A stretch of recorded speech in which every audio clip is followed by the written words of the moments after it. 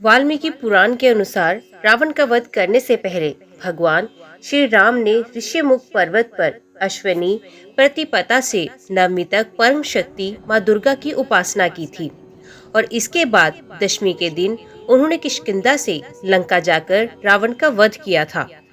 धार्मिक मान्यताओं के अनुसार आध्यात्मिक बल की प्राप्ति, शत्रु पराजय और कामना पूर्ति के लिए भगवान श्री राम ने 9 दिन का व्रत रख माँ दुर्गा से आशीर्वाद प्राप्त किया था।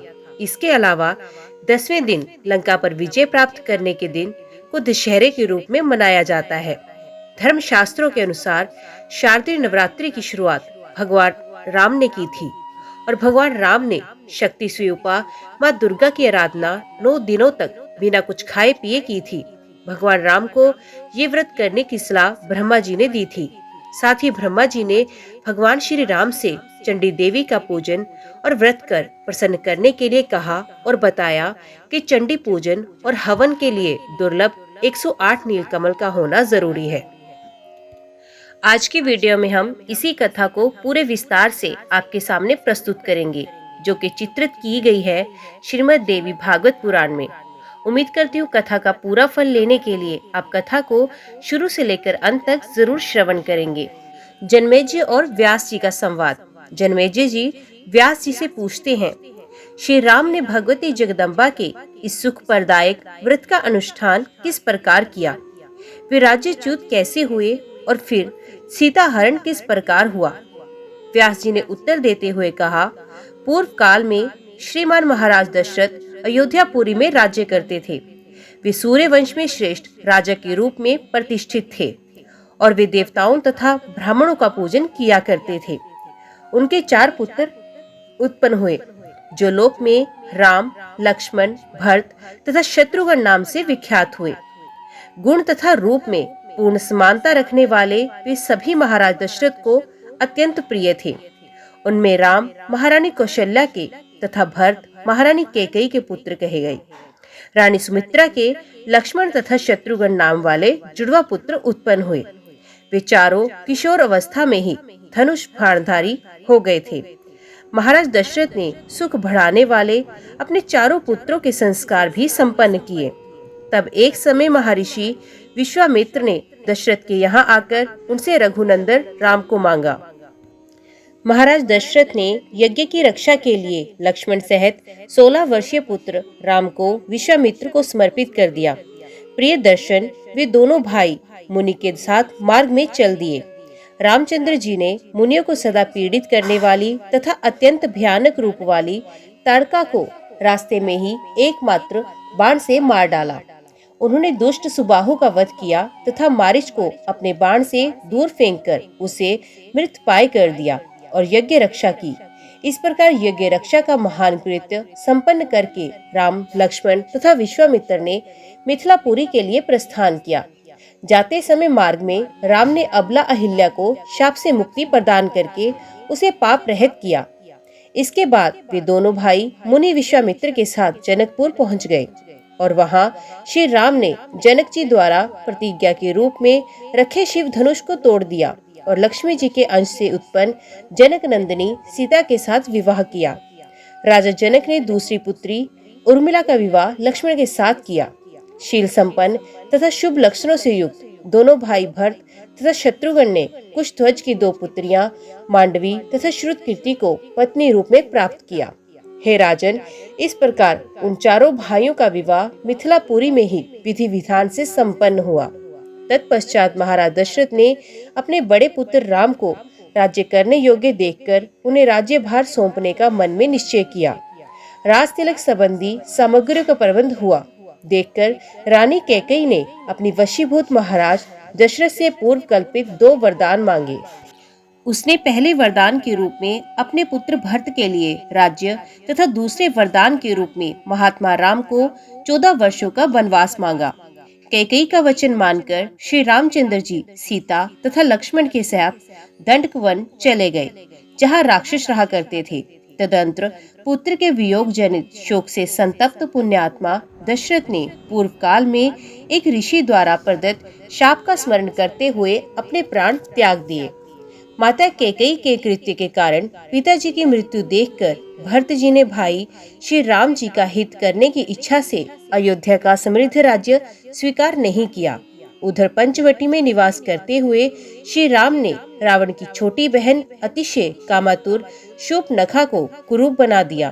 तब खर दूषण आदि राक्षसों ने उसी कटी हुई नासिका वाली देखकर अमित तेजस्वी राम के साथ घोर संग्राम किया। उस संग्राम में सत्य पराक्रमी श्री राम ने मुनियों का कल्याण करने की इच्छा से अत्यंत बलशाली खर आदि राक्षसों का संहार कर दिया। तत्पश्चात लंका जाकर उस दुष्ट शूर्पणखा ने राम के द्वारा खर दूषण के संहार का समाचार रावण से बताया। वे दुष्ट रावण भी संहार के विषय में सुनकर अत्यंत क्रोधित हो उठा और तब रथ पर सवार होकर वे मारीच के आश्रम में पहुंच गया। सीता हरण के उद्देश्य से रावण ने मायावी मारीच को असंभव स्वर्ण मृग बनाकर सीता को प्रलोभित करने के लिए भेजा। तत्पश्चात वे मायावी मारीच अत्यंत अद्भुत अंगों वाला स्वर्ण मृग बनकर चलते चलते सीता जी के सन्निकट पहुंच गया और उन्होंने उसे देख लिया। उसे देखकर देवी प्रेरणा से स्वाधीन पति का स्त्री की भांति सीता ने श्री राम से कहा, हे कांत, आप इस मृग का चर्म ले आइए। राम भी बिना कुछ सोचे समझे लक्ष्मण को सीता के रक्षार्थ वहीं छोड़कर धनुष तथा बाण लेकर उस मृग के पीछे पीछे दौड़ पड़े। करोड़ों प्रकार की माया रचने का ज्ञान रखने वाला मृग रूपधारी वे मारीच भी राम को अपने पीछे दौड़ता देखकर कभी दिखाई पड़ते हुए तथा कभी आंखों से ओझल होते हुए एक वन से दूसरे वन में बहुत दूर चला गया। राम ने अब उसे हस्तगत समझकर क्रोध पूर्वक धनुष खींचकर अत्यंत तीक्ष्ण बाण से उस कृत्रिम मृग को मार डाला। राम के प्रबल प्रहार से आहत होकर वे मरणोन्मुख मायावी तथा नीच मृग चीख चीख कर चिल्लाने लगा, हाय लक्ष्मण, अब मैं मारा गया। उसके गगन भेदी चित्कार की ध्वनि को सीता ने सुन लिया। ये तो राम की पुकार है। ऐसा मानकर उन्होंने दुखी होकर देवर लक्ष्मण से कहा, हे लक्ष्मण, ऐसा प्रतीत होता है कि वे रघुनंदन राम आहत हो गए हैं। अब तुम शीघ्र जाओ। हे सुमित्रा नंदन, वे तुम्हें पुकार रहे हैं, वह शीघ्र ही पहुंचकर उनकी सहायता करो।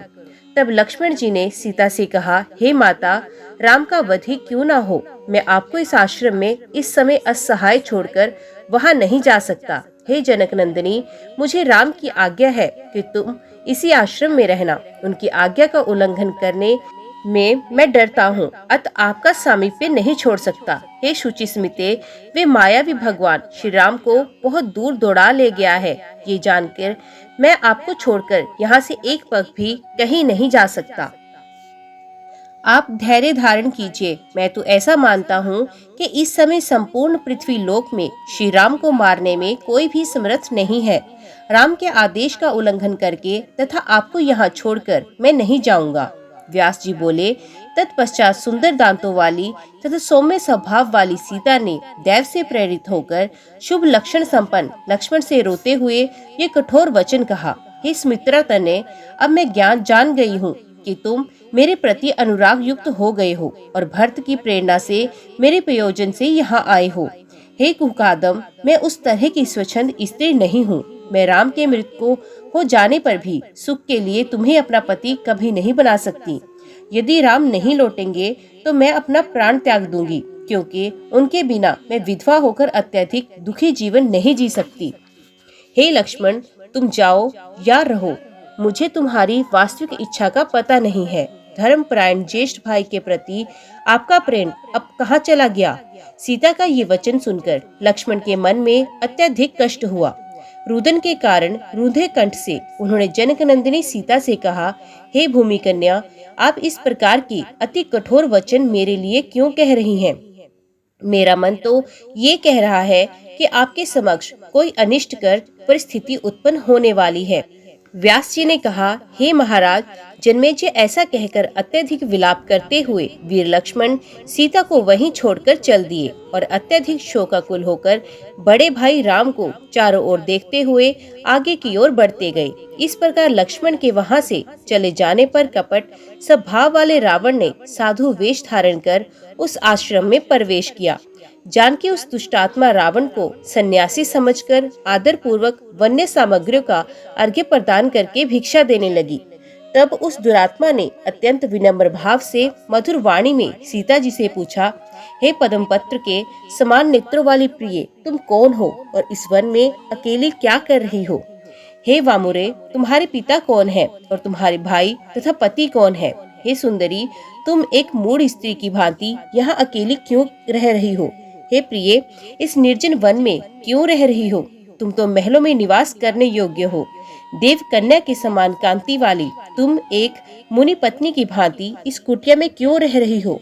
व्यास जी बोले, हे राजन, उसका ये वचन सुनकर विदेतन्या सीता जी ने मंदोदरी के पति रावण को देववश एक दिव्य सन्यासी समझकर उत्तर दिया।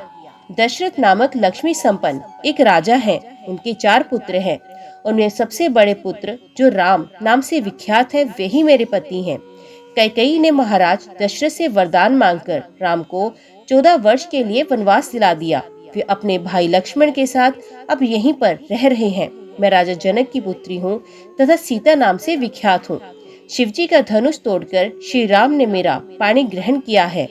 उन्हीं राम के बाहुबल का आश्रय लेकर मैं निर्भीक होकर इस वन में रहती हूँ। एक स्वर्ण मृग देखकर उसे मारने के लिए मेरे पति गए हुए हैं। अपने भाई का शब्द सुनकर लक्ष्मण भी उस समय उधर ही गए हुए हैं। उन्हीं दोनों के बाहुबल से मैं यहाँ निडर होकर रहती हूँ। मैंने आपको वनवास संबंधी अपना संपूर्ण वृत्तांत बता दिया। अब वे लोग यहाँ आकर आपका विधि पूर्वक सत्कार करेंगे। सन्यासी विष्णु स्वरूप होता है, इसलिए मैंने आपकी पूजा की है। राक्षसों के समुदाय द्वारा सेवित इस भयंकर जंगल में ये आश्रम बना हुआ है। इसलिए मैं आपसे ये पूछती हूँ कि त्रिदंडी के रूप में इस वन में पधारे हुए आप कौन हैं? आप मेरे समक्ष सत्य कहिए। रावण बोला, हे हंसनयने, मैं मंदोदरी का पति तथा लंका का नरेश श्रीमान रावण हूँ। हे सुंदर आकृति वाली, तुम्हारे लिए ही मैंने इस प्रकार का वेश बनाया है। हे सुंदरी, जनस्थान में अपने भाई खरदूषण के मारे जाने का समाचार सुनकर तथा अपनी बहन शूर्पणखा द्वारा प्रेरित किए जाने पर मैं यहाँ आया हूँ। अब तुम उस राज्यच्युत लक्ष्मीहीन निर्बल वनवासी तथा मन व्योनि वाले पति को छोड़कर मुझे राजा को स्वीकार करो। तुम मेरी बात मानकर मंदोदरी से भी बड़ी पटरानी बन जाओ। मैं सत्य कहता हूँ। हे तनवंगी, मैं तुम्हारा दास हूँ। हे भामिनी, तुम मेरी स्वामिनी हो जाओ। समस्त लोकपालों पर विजय प्राप्त करने वाला मैं तुम्हारे चरणों पर पड़ता हूँ। हे जनक नंदिनी, तुम इस समय मेरा हाथ पकड़ लो और मुझे स्नात कर दो। हे अबले, मैंने पहले भी तुम्हारे पिता जनक से तुम्हें प्राप्त करने के लिए याचना की थी, किंतु उस समय उन्होंने मुझसे ये कहा था कि मैं धनुष भंग की शर्त रख चुका हूँ। शंकर जी के धनुष के भय के कारण मैं उस समय स्वयंवर में सम्मिलित नहीं हुआ था। उसी समय से विरह वेदना से पीड़ित मेरा मन तुम में ही लगा हुआ है। हे श्याम नैनों वाली, तुम इस वन में रह रही हो। ये सुनकर तुम्हारे प्रति पूर्व प्रेम के अधीन हुआ मैं यहाँ आया हूँ। अब तुम मेरा परिश्रम सार्थक कर दो। व्यास जी बोले, रावण का कुविचार पूर्ण वचन सुनकर सीता भय से व्याकुल होकर कांप उठी। पुण्य मन को स्थिर करके उन्होंने कहा, हे पुलसत्य के वंशज, काम के वशीभूत होकर तुम ऐसा अनर्गल वचन क्यों कह रहे हो? मैं स्वैरणी नारी नहीं हूँ, बल्कि महाराज जनक के कुल में उत्पन्न हुई हूँ। तुम लंका चले जाओ, नहीं तो श्री राम निश्चय ही तुम्हें मार डालेंगे। मेरे लिए ही तुम्हारी मृत्यु होगी, इसमें संदेह नहीं है। ऐसा कहकर वे सीता जी की जगत को रुलाने वाले रावण के प्रति चले जाओ इस प्रकार बोलती हुई पर्णशाला में अग्निकुंड के पास चली गई। इतने में वे रावण अपना वास्तविक रूप धारण करके तुरंत पर्णशाला में उनके पास जा पहुंचा और उसने भय से व्याकुल होकर रोती हुई उस बाला सीता को बलपूर्वक पकड़ लिया। हाय राम, हाय राम, हाय लक्ष्मण, ऐसा बार बार कहकर विलाप करती हुई सीता को पकड़कर और उन्हें अपने रथ पर बैठाकर रावण शीघ्रता पूर्वक निकल गया।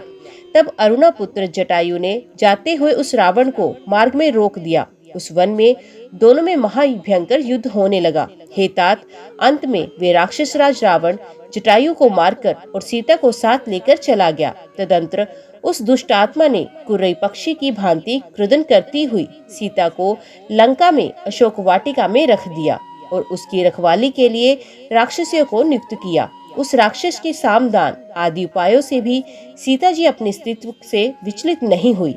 उधर श्री राम भी स्वर्ण मृग को शीघ्र मारकर उसे लिए हुए प्रसन्नता पूर्वक आश्रम की ओर चल पड़े। मार्ग में आते हुए लक्ष्मण को देखकर वे बोले, भाई ये तुमने कैसा विषय कार्य कर दिया। वहाँ प्रिय सीता को अकेली छोड़कर तथा इस पापी की पुकार सुनकर तुम इधर क्यों चले आए।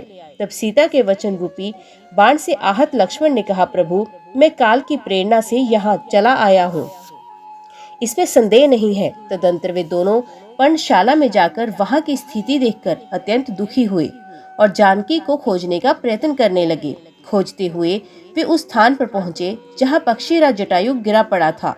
वे पृथ्वी पर मृतप्राय पड़ा हुआ था। उसने बताया कि रावण जानकी को अभी हर ले गया है। मैंने उस पापी को रोका किंतु उसने युद्ध में मुझे मारकर गिरा दिया। ऐसा कहकर वे जटायु मर गया। तब श्री राम ने उसका दाह संस्कार किया। उसकी समस्त क्रिया संपन्न करके श्री राम और लक्ष्मण वहां से आगे बढ़े। मार्ग में कबंध का वध करके श्री राम ने उसे शाप से छुड़ाया और उसी के कथा अनुसार उन्होंने सुग्रीव से मित्रता की। तदंतर पराक्रमी वाली का वध करके श्री राम ने कार्य साधन हेतु किष्किंधा का उत्तम राज्य अपने सखा सुग्रीव को दिया। वहीं पर लक्ष्मण सहित श्री राम ने रावण के द्वारा अपनी प्रिय जानकी के विषय में मन में सोचते हुए वर्षा के 4 मास व्यतीत किए। सीता के वीरे में अत्यंत दुखित श्री राम ने एक दिन लक्ष्मण से कहा, हे सौमित्रे, कैकेयी की कामना पूरी हो गई, अभी तक जानकी नहीं मिली। मैं उसके बिना जीवित नहीं रह सकता। जनक नंदिनी सीता के बिना मैं अयोध्या भी नहीं जाऊंगा। राज्य चला गया, वनवास करना पड़ा, पिताजी मृत्यु हो गए और प्रिय सीता भी हर ली गई। इस प्रकार मुझे पीड़ित करता हुआ दुर्देव आगे न जाने क्या क्या करेगा। हे भरतानुज, प्राणियों के प्रारब्ध को जान पाना अत्यंत कठिन है। हे तात, अब हम दोनों की न जाने कौन सी दुखद गति होगी। मनु के कुल में जन्म पाकर हम राजकुमार हुए, फिर भी हम लोग पूर्व जन्म में किए गए कर्म के कारण वन में अत्यधिक दुख भोग रहे हैं। हे सौमित्रे, तुम भी भोगों का परित्याग करके देव योग से मेरे साथ निकल पड़े, तो फिर अब ये कठिन कष्ट भोग रहे हो। हमारे कुल में मेरे समान दुख भोगने वाला अकिंचन, असमर्थ तथा कलेश युक्त व्यक्ति नहीं हुआ होगा और ना होगा। हे लक्ष्मण, अब मैं क्या करूं? मैं शोक सागर में डूब रहा हूँ। मुझ असहाय को इससे पार होने का कोई उपाय नहीं सूझ रहा। हे वीर, मेरे पास ना धन है ना बल, एकमात्र तुम ही मेरा साथ देने वाले हो। हे अनुज, अपने ही द्वारा किए इस कर्म भोग के विषय में अब मैं किस पर क्रोध करूं? इंद्र और यम के राज्य की तरह हाथ में आया हुआ राज्य क्षण भर में चला गया और वनवास प्राप्त हुआ। विधि की रचना को कौन जान सकता है। बाल स्वभाव के कारण सीता भी हम दोनों के साथ चली आई। दुष्ट देव ने उस सुंदरी को अत्यधिक दुखपूर्ण स्थिति में पहुंचा दिया। वे सुंदरी जानकी लंकापति रावण के घर में किस प्रकार दुखित जीवन व्यतीत करती होगी। वे पतिव्रता है, शीलवती है और मुझसे अत्यधिक अनुराग रखती है। हे लक्ष्मण, वे जनक नंदिनी उस रावण के वश में कभी नहीं हो सकती। सुंदर शरीर वाली वे विदेह कन्या सीता स्वैरिणी की भांति भला किस प्रकार आचरण करेगी। हे भरतानुज, वे मैथिली अधिक नियंत्रण किए जाने पर अपने प्राण त्याग देगी, किंतु ये सुनिश्चित है कि वे रावण की वशवर्तनी नहीं होगी। हे वीर, यदि जानकी मर गई तो मैं भी निस्संदेह अपने प्राण त्याग दूंगा, क्योंकि हे लक्ष्मण, श्याम नैना सीता के मृत हो जाने पर मुझे अपने देह से क्या लाभ। इस प्रकार विलाप करते हुए उन कमल नयन राम को सत्यपूर्ण वाणी से सांत्वना प्रदान करते हुए धर्मात्मा लक्ष्मण ने कहा, हे महाबाहो, आप इस समय दैन्य भाव छोड़कर धैर्य धारण कीजिए। मैं उस अधम राक्षस को मारकर जानकी को वापस ले आऊंगा। विपत्ति तथा संपत्ति, इन दोनों ही स्थितियों में धैर्य धारण करते हुए जो एक समान रहते हैं वे ही धीर होते हैं, किंतु अल्प बुद्धि वाले लोग तो संपत्ति की दशा में भी कष्ट में पड़े रहते हैं। संयोग तथा वियोग ये दोनों ही दैव के अधीन होते हैं। शरीर तो आत्मा से भिन्न है, अत उसके लिए शोक कैसा। जिस प्रकार प्रतिकूल समय आने पर राज्य से निर्वासित होकर हमें वनवास भोगना पड़ा तथा सीता हरण हुआ, उसी प्रकार अनुकूल समय आने पर संयोग भी हो जाएगा। हे सीतापते, सुखों तथा दुखों के भोग से छुटकारा कहाँ, वे तो निस्संदेह भोगना ही पड़ता है। अत आप इस समय शोक का त्याग कर दीजिए। बहुत से वानर है, वे चारों दिशाओं में जाएंगे और जानकी की खोज खबर ले आएंगे। पता लग जाने पर मार्ग की जानकारी करके मैं स्वयं वहां जाऊंगा और आक्रमण करके उस पाप कर्म वाले रावण का वध करके जानकी जी को अवश्य ले आऊंगा। अथवा हे अग्रज, यदि हमसे कार्य ना चलेगा तो मैं भरत और शत्रुघ्न को भी सेना समेत बुला लूंगा और हम लोग उस शत्रु को मार डालेंगे। आप व्यर्थ में ही क्यों चिंता कर रहे हैं? पूर्व काल में राजा रघु ने केवल एक रथ से ही चारों दिशाओं को जीत लिया था। हे राघेंद्र, आप उसी वंश के होकर शोक क्यों कर रहे हैं? अकेला मैं सभी देवताओं तथा दानवों को जीतने में समर्थ हूँ। तब फिर आप जैसे सहायक के रहते हुए उस कुल कलंकी रावण का वध करने में क्या कठिनाई है? अथवा हे रघुनंदन, मैं महाराज जनक को सहायता के लिए बुलाकर देवताओं के कंठ स्वरूप उस दुराचारी रावण का वध कर डालूंगा। हे रघुनंदन, सुख के बाद दुख तथा दुख के बाद सुख पहिए की धुरी की तरह आया जाया करते हैं, सदा एक स्थिति नहीं रहती। सुख दुख के आने पर जिसका मन कातर हो जाता है वे शोक सागर में निमग्न रहता है और कभी सुखी नहीं रह सकता। हे राघव, पूर्व काल में इंद्र के ऊपर भी विपत्ति आई थी, तब सभी देवताओं ने उनके स्थान पर राजा नहुष को स्थापित किया था। उस समय इंद्र ने भयवश अपना पद त्याग कर बहुत दिनों तक कमल वन में छिपकर अज्ञातवास किया था। समय बदलने पर उन्होंने पुनः अपना पद प्राप्त किया और नहुष को शापवश अजगर के रूप में होकर पृथ्वी पर गिरना पड़ा। ब्राह्मणों का अपमान करके इंद्राणी को पाने की इच्छा के कारण ही अगस्त्य मुनि के कोप पूर्वक शाप देने से राजा नहुष सर्पदेह वाले हो गए थे। अतः हे राघव, दुख आने पर शोक नहीं करना चाहिए। विज्ञ पुरुष को चाहिए कि ऐसी परिस्थिति में मन को उद्यमशील बनाकर समय की प्रतीक्षा करता रहे। हे महाभाग, आप सर्वज्ञ हैं। हे जगतपते, आप सर्व समर्थ हैं। तब एक प्राकृतिक पुरुष की भांति आप अपने मन में अत्यंत शोक क्यों कर रहे हैं? व्यास जी बोले, इस प्रकार लक्ष्मण की बातों से रघुनंदन श्री रामचंद्र जी को सांत्वना मिली और वे शोक त्याग कर बिल्कुल निश्चिंत हो गए। इस प्रकार राम और लक्ष्मण परस्पर में परामर्श करके जो ही चुप हुए त्यों ही आकाश मार्ग से देव ऋषि नारद वहां आ गए। उस समय वे स्वर तथा ग्राम से विभूषित अपनी महती नामक वीणा बजाते हुए तथा बृहद्वंदन साम का गायन करते हुए उनके समीप पहुंचे। उन्हें देखते ही अमित तेज वाले श्री राम ने उठकर उन्हें श्रेष्ठ पवित्र आसन प्रदान किया और तत्पश्चात अर्घ्य तथा पादम से उनकी पूजा की। भली भांति पूजा करने के बाद भगवान श्री राम हाथ जोड़कर खड़े हो गए और फिर मुनि की आज्ञा देने पर उनके पास ही बैठ गए। तब अपने अनुज लक्ष्मण के साथ बैठे हुए खीन मनसक राम ने मुनिंद्र नारद जी से प्रेम पूर्वक कुशल क्षेम पूछने लगे। नारद जी बोले, हे राघव, आप इस समय साधारण मनुष्य के समान शोकाकुल क्यों हैं? मैं ये जानता हूँ कि दुष्ट रावण सीता को हर ले गया है। जब मैं देवलोक में गया था तभी मैंने वहाँ सुना कि अपनी मृत्यु को ना जानने से ही मोह के वशीभूत होकर रावण ने जनक नंदिनी का हरण कर लिया है। हे काकुस्थ, आपका जन्म ही रावण के निधन के लिए हुआ है। हे नराधिप, इस कार्य सिद्धि के लिए सीता का हरण हुआ है। पूर्व जन्म में ये वैदेही एक मुनि की तपस्विनी कन्या थी। उस पवित्र मुस्कान वाली कन्या को रावण ने वन में तप करते हुए देखा। हे राघव, तब रावण ने उससे प्रार्थना की कि तुम मेरी पत्नी बन जाओ। इस पर उसके द्वारा तिरस्कृत किए जाने पर रावण ने बलपूर्वक उसके केश पकड़े। हे राम, रावण के स्पर्श से दूषित अपने देह को त्यागने की आकांक्षा रखती हुई उस तापसी मुनि कन्या ने अत्यंत कुपित होकर उसे तत्काल ये घोर शाप दे दिया कि हे दुरात्मन, तुम्हारे विनाश के लिए मैं भूतल पर गर्भ से जन्म न लेकर एक श्रेष्ठ स्त्री के रूप में प्रकट होंगी। ऐसा कहकर उस तापसी ने अपना शरीर त्याग दिया। लक्ष्मी के अंश से उत्पन्न ये सीता वही है जिसे भ्रमवश माला समझकर नागिन को धारण करने वाला व्यक्ति की भांति रावण ने अपने ही वंश का नाश करने के लिए हर लिया है। हे काकुस्थ, आपका भी जन्म उसी रावण के नाश के लिए देवताओं की प्रार्थना करने पर अनादि भगवान विष्णु के अंश से अंशवंश हुआ है। हे महाबाहो, आप धैर्य धारण करें, वे किसी दूसरे के वश में नहीं हो सकती। वे सती धर्मपरायण सीता लंका में दिन रात आपका ध्यान करती हुई रह रही हैं। स्वयं इंद्र ने एक पात्र में कामधेनु का दूध सीता को पीने के लिए भेजा था। उस अमृत तुल्य दूध को उन्होंने पी लिया। वे कामधेनु के दुग्धपान से भूख प्यास के दुख से रहित हो गई हैं। मैंने उन कमल नयनी को स्वयं देखा है। हे राघवेंद्र, मैं उस रावण के नाश का उपाय बताता हूँ। अब आप इसी अश्विन मास में श्रद्धा पूर्वक नवरात्र व्रत कीजिए। हे राम, नवरात्र में उपवास तथा जप होम के विधान से किया गया भगवती पूजन समस्त सिद्धियों को प्रदान करने वाला है। देवी को पवित्र बलि देकर तथा दशांश हवन करके आप पूर्ण शक्तिशाली बन जाएंगे। पूर्व काल में भगवान विष्णु, शिव, ब्रह्मा तथा स्वर्ग लोक में विराजमान इंद्र ने भी इसका अनुष्ठान किया था।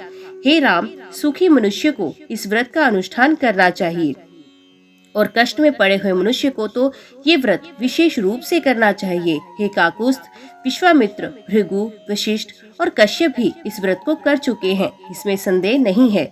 इसी कारण हरण की गई पत्नी वाले गुरु बृहस्पति ने भी इस व्रत को किया था। इसलिए हे राजेंद्र, रावण के वध तथा सीता की प्राप्ति के लिए आप इस व्रत को कीजिए।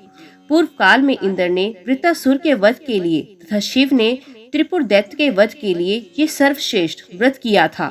हे महामते, इसी प्रकार भगवान विष्णु ने भी मधु दैत्य के वध के लिए सुमेरु पर्वत पर ये व्रत किया था। अतः हे काकुस्थ, आप भी आलस्य रहित होकर विधि पूर्वक ये व्रत कीजिए। श्री राम बोले, हे दयानिधे, आप सर्वज्ञ हैं, अतः मुझे विधि पूर्वक बताइए कि वे कौन सी देवी हैं, उनका प्रभाव क्या है, वे कहाँ से उत्पन्न हुई, उनका नाम क्या है तथा वे व्रत कौन सा है।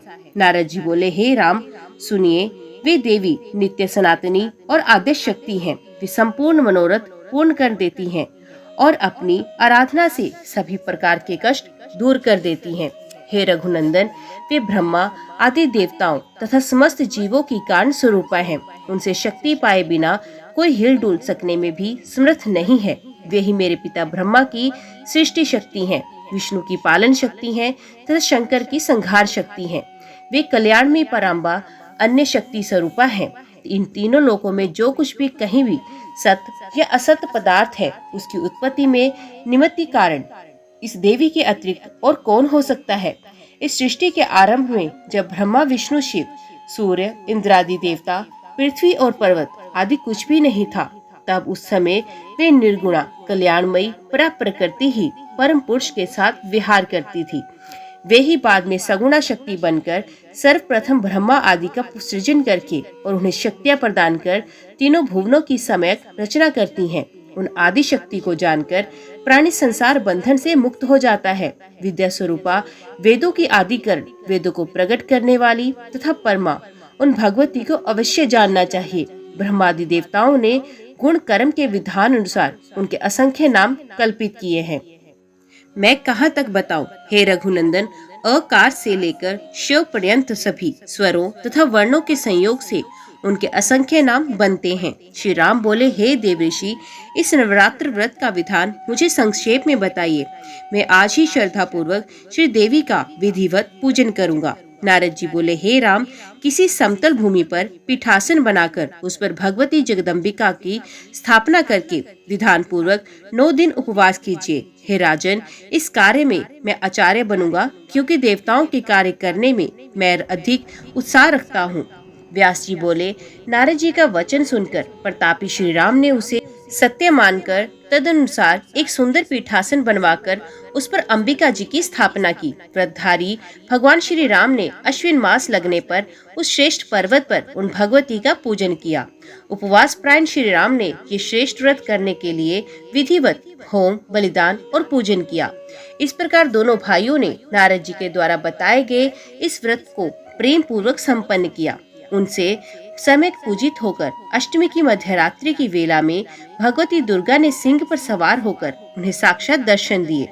तदंतर भक्ति भाव से प्रसन्न उन भगवती ने पर्वत के शिखर पर स्थित होकर लक्ष्मण सहित राम से मेघ के समान गंभीर वाणी में कहा, हे राम, हे महाबाहो, इस समय मैं आपके व्रत से संतुष्ट हूँ। आपके मन में जो भी हो उस अभिलाषित वर को मांग लीजिए। आप पवित्र मनुवंश में नारायण के अंश से उत्पन्न हुए हैं। हे राम, देवताओं के प्रार्थना करने पर रावण के वध के लिए आप अवतरित हुए हैं। पूर्व काल में मत्स्य रूप धारण कर भयानक राक्षस का वध करके देवताओं के हित की इच्छा वाले आपने ही वेदों की रक्षा की थी। पुण्य कश्यप के रूप में अवतार लेकर मंदराचल को अपनी पीठ पर धारण किया, जिसे समुद्र का मंथन करके अमृत पान कराकर देवताओं का पोषण किया था। हे राम, आपने वराह का रूप धारण करके अपने दांतों की नोक पर पृथ्वी को रख लिया और हिरण्याक्ष का वध किया। हे राघव, हे राम, पूर्व काल में नरसिंह का रूप धारण कर प्रहलाद की रक्षा करके अपने हिरण्यकशिपु का वध किया। इसी प्रकार पूर्व काल में वामन का रूप धारण करके अपने बलि को छला था। उस समय इंद्र का लघु भ्राता बनकर आपने देवताओं का महान कार्य सिद्ध किया था। पुण्य भगवान विष्णु के अंश से जमदग्नि के पुत्र परशुराम के रूप में अवतरित होकर शत्रु का अंत करके आपने सारी पृथ्वी ब्राह्मणों को दे दी थी। उसी प्रकार हे राम, रावण के द्वारा अत्यधिक सताए गए सभी देवताओं के प्रार्थना करने पर इस समय आप ही दशरथ पुत्र श्री राम के रूप में अवतरित हुए हैं। हे नरोत्तम, देवताओं के अंश से उत्पन्न ये परम बलशाली वानर मेरी शक्ति से संपन्न होकर आपके सहायक होंगे। शेषनाग के अंश स्वरूप आपके ये अनुज लक्ष्मण रावण के पुत्र मेघनाथ का वध करने वाले होंगे। हे अनग, इस विषय में आपको संदेह नहीं होना चाहिए। वसंत ऋतु के नवरात्र में आप परम श्रद्धा के साथ पुण्य मेरी पूजा कीजिए। तत्पश्चात पापी रावण का वध करके आप सुख पूर्वक राज्य कीजिए। हे रघुश्रेष्ठ, इस प्रकार 11,000 वर्षों तक भूतल पर राज्य करके पुण्य आप देवलोक के लिए प्रस्थान करेंगे। व्यास जी बोले, ऐसा कहकर भगवती दुर्गा वही अंतर ध्यान हो गई और श्री रामचंद्र जी ने प्रसन्न मन से उस व्रत का समापन करके दशमी तिथि को विजया पूजन करके तथा अनेक विध दान देकर वहां से प्रस्थान किया। वानरराज सुग्रीव की सेना के साथ अपने अनुज सहित विख्यात यश वाले तथा पूर्ण काम लक्ष्मीपति श्री राम साक्षात परम शक्ति की प्रेरणा से समुद्र तट पर पहुँचे। वहां सेतु बंधन करके उन्होंने देव शत्रु रावण का संहार किया। जो मनुष्य भक्ति पूर्वक देवी के उत्तम चरित्र का श्रवण करता है वे अनेक सुखों का उपभोग करके परम पद प्राप्त करता है। यद्यपि अन्य बहुत से विस्तृत पुराण हैं, किंतु वे इस श्रीमद् देवी भागवत महापुराण के तुल्य नहीं है, ऐसी मेरी धारणा है। आज की वीडियो में इतना ही। उम्मीद करती हूँ वीडियो आपको पसंद आई होगी। वीडियो पसंद आई हो तो वीडियो को लाइक और चैनल को सब्सक्राइब जरूर कीजिएगा। जय माता दी लिखकर कमेंट बॉक्स में अपनी हाजिरी और अपने सुझाव देना ना भूलिएगा। तो मिलते हैं अगली कथा अगली वीडियो के साथ। तब तक के लिए देखते व सुनते रहिए। जय मां कंजक, जय माता दी।